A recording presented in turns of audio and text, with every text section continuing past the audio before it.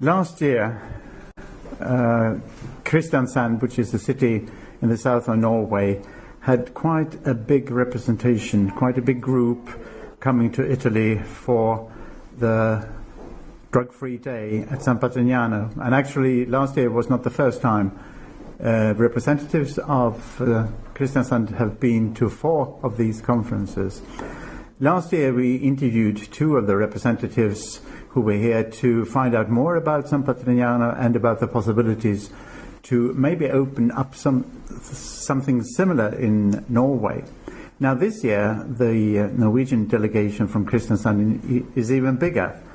And we're going to talk to Kjell Adolfsen, who is advisor with the Caring and Health Unit for Social and Preventative Services, about the development since last year. So, Mr. Adolfsen, what has happened since last year in Kristiansand after last year's visit to San Patrignano? I think quite a lot, actually.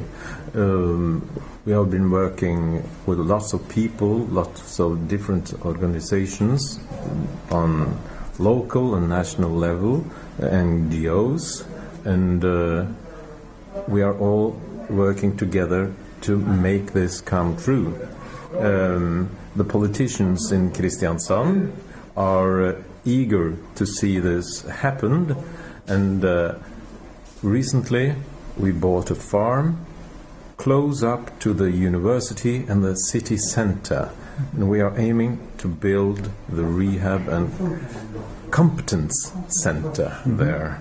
Our neighboring municipalities are also eager to join in.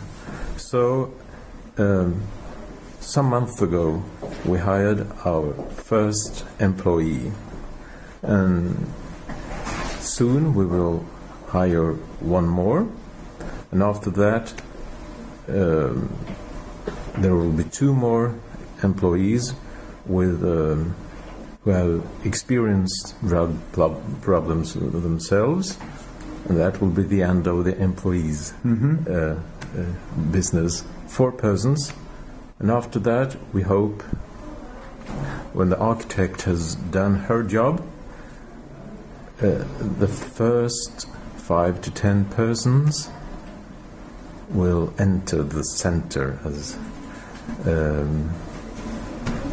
main group, and that will be, we hope, in the change between 2012 and 2013. And after that, these people will be the ground mountain of those who are going to see it grow. We are working now together with the university. They are going to do some following up studies, and I think that is quite important to document what has happened already and what is going to happen on the way forward. So, a new farm, new ideas, new people, new employees. Well, actually, you are starting very much in the same way as San Patrignano did, with a fairly small number of people. Yes, and some 2 to 3 years ago, we were dreaming of starting up with 100, but we have learned. So we have gone back to this amount of people, approximately 5 to 10 to begin with. And I would like to say, in this process, it has been extremely important to look to San Patrignano and, not at least, Basta in Sweden for the Scandinavian way of doing this. So we have the Italian, we have the Swedish, now we make sort of a Norwegian mixture of this, I think. And also ECON. Without ECON, we would not have been where we are today, because ECON knows people, knows the system that we don't know, and they have helped us all the way. So that's important, and it's good to be a member of ECON in that way. Now, the new farm that you've bought and the area where the farm is situated, will that give you a possibility to develop it and make it even larger, and Yes, in yes. the long run maybe Yes. receive more people? Yes. The municipality, when it decided to buy this farm, I think we have the possibility to enlarge it to a place for about maybe 100 people, and that's good. And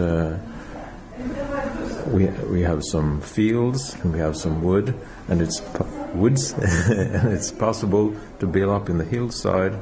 So the first housing will be when we tear down the old barn and make house out of it, nice place where people should have their own room, own bathroom, but a kitchen together to join all the time. And after that, we have not decided yet, but it seems likely that we can build houses for maybe families afterwards up in the hill. This will have to grow out according to experiences done. What about the financing then? You know, with the economic crisis going on all over the Yes. world, who's going to pay for all this? Well, believe it or not, in hard times, politicians said, okay, we want this rehab and competence center. We buy this farm.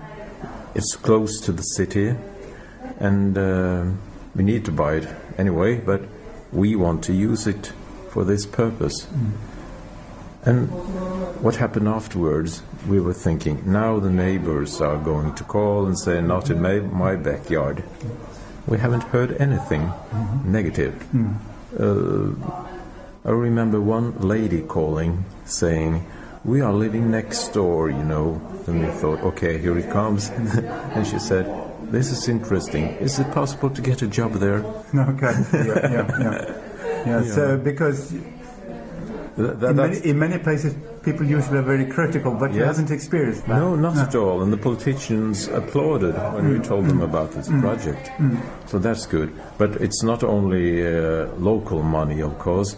It's also from the state level. And we are constantly working on getting more funding. You know. And this is somewhat how this grew. We saw a lot of obstacles. Some of them we didn't see, but we have always overcome them. So we believe we are going to do the same with the next obstacle. Well, this sounds most interesting, and maybe we will have the opportunity to talk more about this next year, or maybe even pay a visit to Kristiansand to follow what's going on the local site. Thank you very much for talking to us. Thank you. Likewise.